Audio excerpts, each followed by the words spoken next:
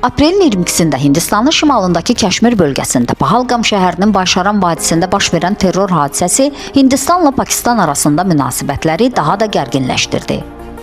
Kəşmir müqaviməti adlı silahlı qrupun turistlərə hücumu nəticəsində 26 nəfərin həyatını itirməsi bu insidenti son illərin ən dəhşətli və qanlı terror aktlarından birinə çevirdi. Hadisənin miqyası və hədəfinin mülki şəxslər olması onu təkcə təhlükəsizlik yox, həm də siyasi, iqtisadi və informasiya sahələrinə təsir edən ciddi bir regional böhrana çevirdi.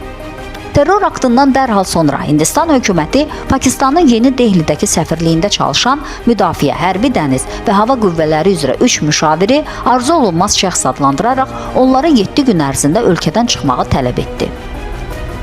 Bundan bir neçə gün sonra aprelin 27-sində Hindistan bütün Pakistan vətəndaşlarına verilmiş vizaları ləğv etdi və yeni vizaların verilməsini dayandırdı.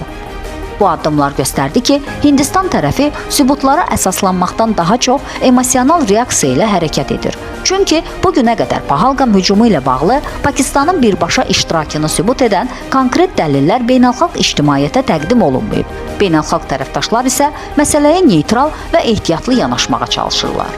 Hindistan ərazisində baş vermiş qanlı terror hadisəsindən dərhal sonra ölkənin baş naziri Narendra Modinin Pakistana qarşı ittihamlar səsləndirməsi həm beynəlxalq hüququn, həm də araşdırma prinsiplərinin ciddi şəkildə pozulması kimi qiymətləndirilir.